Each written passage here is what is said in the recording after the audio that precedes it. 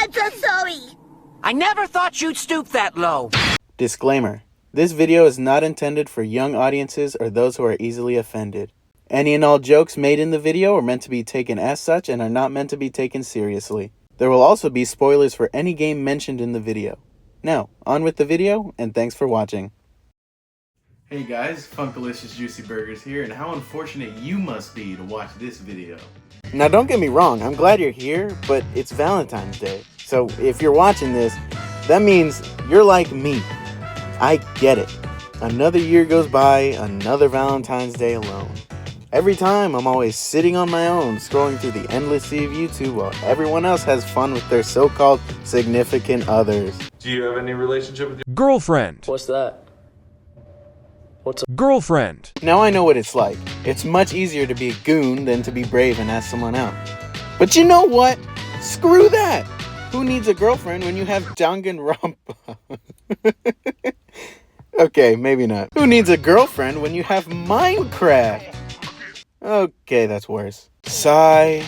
If only there were a girl that liked the things that I like, such as being 6 feet tall, reading feminist literature, having lots of money, and remembering women have to deal with period cramps and wage gaps. Now don't get me wrong, I may not be the most attractive. Alright, let's move on to the games. So what defines a love game? You know, in the last video I made, I just kind of threw things together, but to find an exact definition is kind of hard. I mean, like, any game that has love depicted in it could be considered a love game to some capacity. At the same time, though, that might not be enough. I would assume love would have to be like a theme or in a significant chunk of the game to be considered a love game. So where do I start? Now, a great example that comes to mind when I think of a game centered around love is It Takes Two. This Game of the Year winner was released in 2021 and follows the story of Cody and May, a struggling married couple on the brink of divorce.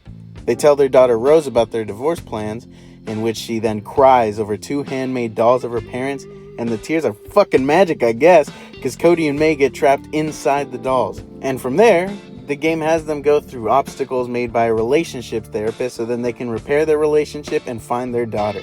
It's essentially the plot of a Pixar movie, but in a video game, which is cool. Because of the fact that you play as toys, it gives a lot of cool artistic choices for the set pieces, which gives the art style a mix of both cartoony and realistic, which I think is cool. Now, what about the core gameplay? I'd say it's a platformer, but that's kind of just surface level, you know? While there are a lot of levels and areas where it is just basic co-op platforming, it's always throwing something new at you, like whack-a-mole, third-person shooting, and even a fighting game boss where the other player flies the plane that you're fighting on top of. Isn't that cool? This game is just really damn fun and never lets you get bored.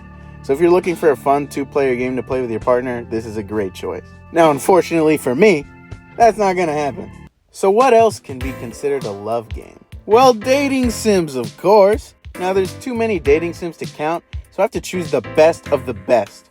Now, there's last time where I talked about games like Doki Doki Literature Club, and that had its own quirks. Oh, shit! I could talk about School Days HQ, where instead of being a visual novel dating sim, it's more of just watching a harem anime where you occasionally make choices, most of which result in things I can't show on YouTube, or death. I could talk about Honey Pop, but I think that deserves its own video. So now then, what's the best dating sim? Enter I Love You, Colonel Sanders. In this game, you play as a girl attending the University of Cooking School to learn how to become a chef. And while attending, you meet the teen heartthrob sensation, Colonel Sanders. So the game revolves around you picking the right choices to win over this glorious master of fried chicken. But you're not alone in this, because you got some competition. You have the rivals Van the Man and Ashley, whatever it is, trying to win Sanders over too. Talk about cock block. Get it? Because chicken. Thank you, Chica from Five Nights. Unfortunately though, when you get close enough with the Colonel, you get punished for having any naughty thoughts because he only wants to follow his passions of giving chicken to the world. And I think this sucks because I want to fuck Colonel Sanders. Now this game is pretty short, but it's a decently enjoyable time, and like all visual novels, it takes a hell of a lot of reading. I give it a chicken out of 10. Now we just need a Raising Cane's dating sim. Actually, you know what? Maybe not. I don't think I want to try to date a dog because that's kind of weird. That's why you have to try dating birds instead. Hatoful Boyfriend is a game where you exclusively try to date pigeons. Now you might be wondering, do you play as a pigeon? No, you're a human girl. You play as Tosaka Hiyoko, attending St. Pigeonation's Academy, where you meet a slew of different classmates that you can try to have a romantic relationship with. Guess what? They're all pigeons. Maybe you can find out if they actually have a corkscrew penis. Yes, that is a real fact, and I hate myself for knowing it.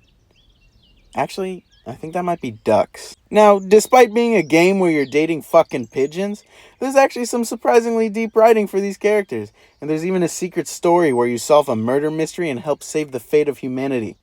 I can't with this, what the fuck.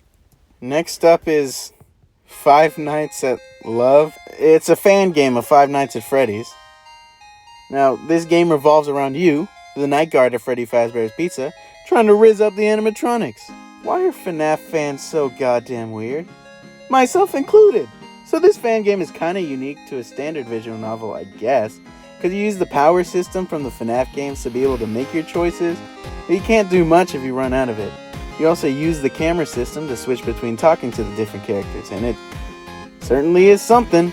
I give it a honk out of 10. Here we have a flash game, Andre's Date Defense, based on the TV show Victorious. You remember Victorious, right? Show about some high schooler that's also a pop star, made by the Dan Schneider and his fucking foot-shaped pool, the damn freak.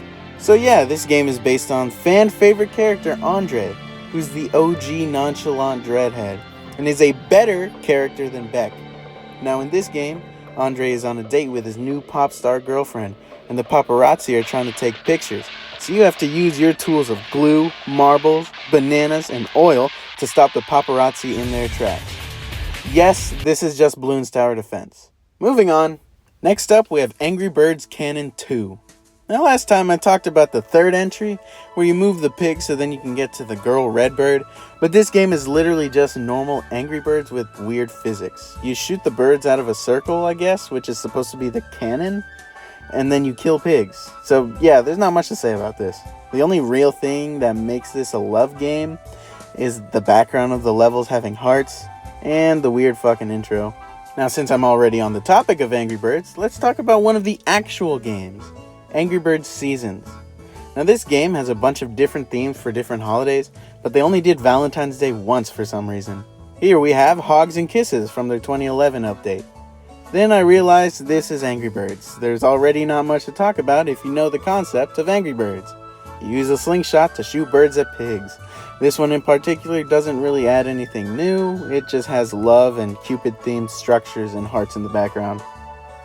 Next up we have Minecraft. What makes Minecraft a love game? Well, allow me to introduce the Jenny Mod! Okay, we're not talking about that. Next up we have an actually good game. I know, it's crazy. Catherine, published by Atlas. This game revolves around Vincent Brooks, a man who's indecisive in his relationship with Catherine, a girl he knew from high school who he started dating. He always goes to the Stray Sheep bar in which he meets Catherine, a seductive girl who he ends up having an affair with. In the full body re-release, there's also Catherine, a character that moves in next door to him. Throughout the game, Vincent's confronted with who he wants to be with. Now let's move on to the gameplay. Since this is an Atlas game, it's by the same guys who made Persona. And like Persona, the genre split in two. During the day, it's more of a visual novel style where you interact with the characters, make decisions, and write text. I guess this is where you could say the love element is, since you make decisions on your love interests in the game, such as Catherine, or Catherine. Now during the night, you have Babel, where you play through Vincent's nightmares of having to climb huge towers with this block moving mechanic. This game is actually pretty challenging and stressful, but it makes it fun though, because, you know, blocks.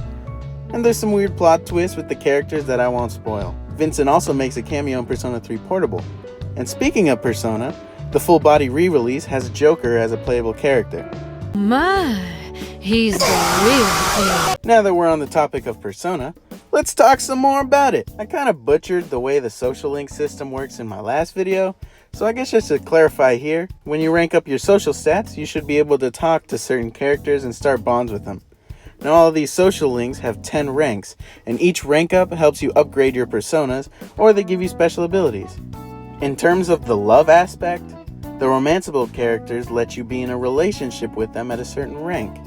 In Persona 3, the rank you get to romance these characters vary, but in 4 and 5, they streamlined it to be on the 9th rank. Once you romance these social links, then you can do different activities with them, like dates, and when you reach rank 10 on them, well... I'm still all sweaty. Now last video I mentioned that in Persona 5, if you cheat on the characters, then you get a comedic punishment by having all the girls beat you up the day after Valentine's Day. Well, the other games punish you too, and I'd say it's even worse. In Persona 4, it's fucking heartbreaking, man. On Valentine's Day, you see each girl individually after school, in which they all talk to you sadly because you can't spend time with them. It's fully voice acted too, so you have to go through and listen to them one by one, and it's just sad. They fix it a little by having a comedic bit where they all tell Nanako to make some gross chocolate, but damn. Now in Persona 3, cheating on other characters will just hurt your progression if you do it wrong. Persona 3 has a jealousy mechanic, where if you don't hang out with one character for a while, then it becomes even harder to hang out with them, and eventually it can reverse and even break their social link, essentially wasting all the time you put into it. So, I guess polyamory isn't for everyone. Whew. Damn, that was a lot. Now, let's stop talking about video games for a minute. Let's get real and philosophical. Let's talk about love. Love is such a weird feeling. It's good, but it also kind of sucks at the same time. Now, this isn't exclusive to romantic love. This can apply to any type of love. When you love someone, it can be the best feeling in the world. You feel like you've made this connection with a person or a group of people who are just absolutely amazing, and you always want to spend time with them.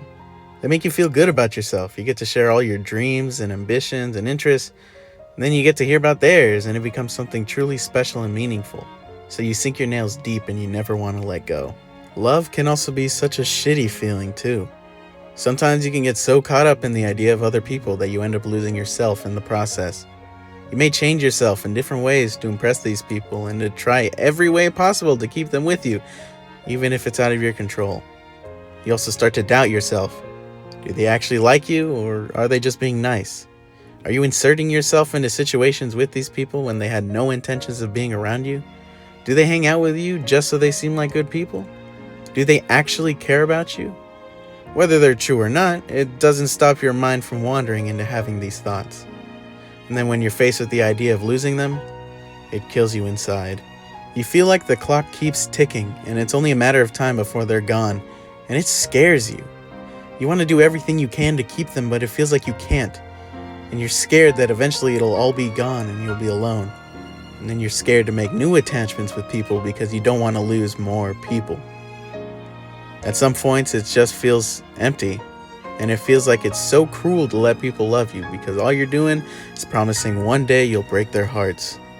But the thing is, it doesn't have to be like that. Take it from Sonic. I've felt this pain for so long. It's all I know. When I lost Longclaw, I felt the same way. Did your pain eventually go away? No. But in time, I learned there's something even more powerful than pain. The love we felt for each other. That's what you need to hold on to, Shadow. Maria might be gone, but your love will always remain. Now, Valentine's Day can be a trying time. I get it. I'll be honest, I've never been desperate to be in a relationship, but that being said, I'm still human, and I still do get feelings for people, and on days like Valentine's, it can feel kind of lonely. It's easy to be able to look around you and see almost everyone you know seeming to be in a happy relationship, so you just look at yourself and ask, why don't I have that? It would be nice to imagine yourself waking up to the same face every day, going out on morning walks, and having fun with someone meant for just you. But again, that's all in your head. Maybe you like someone, and you're scared to do anything about it because you're scared of looking like a creep, being seen in a negative light, or being ghosted and losing the person entirely. So you doubt yourself. You think you're not good enough, that no one's gonna love you, and that you're unattractive, and that there's no chance for you at all. But you know what? Sometimes you just have to say fuck it and switch up your mindset. Think about it like this.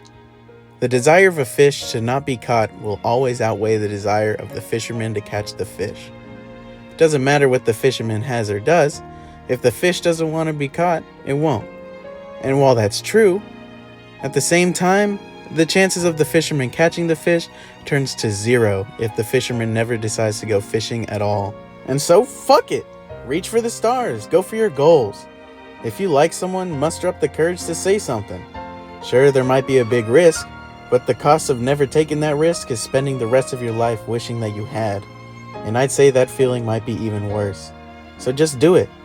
Nothing starts until you take action. And when you do, things might just fall right into place. Now, this doesn't mean everything will be ideal. Nothing in life ever is. If the person says no, there's not much you can do. Going back to that fish statement I did earlier. But you know what? That's okay. Because you're better than that. You have value to yourself, and that's what matters. Now, this doesn't mean you have to be a jackass to this person that rejected you and be like, huh, you're not good enough for me. Then you're just being an asshole. But if you see your self-worth, and if there's something you see in yourself that you have to fix, just do it. Focus on yourself, your own dreams, passions, hobbies, and goals. Sometimes you have to focus on yourself to make yourself the best possible version of you. And eventually one day, someone will be there for you, who appreciates you for who you are. Not everyone will understand your struggle, but the right person will. If you can do that, then you're already doing better than me. Happy Valentine's Day, and have a good night. Now remember, this is all coming from a guy who's never been in a relationship.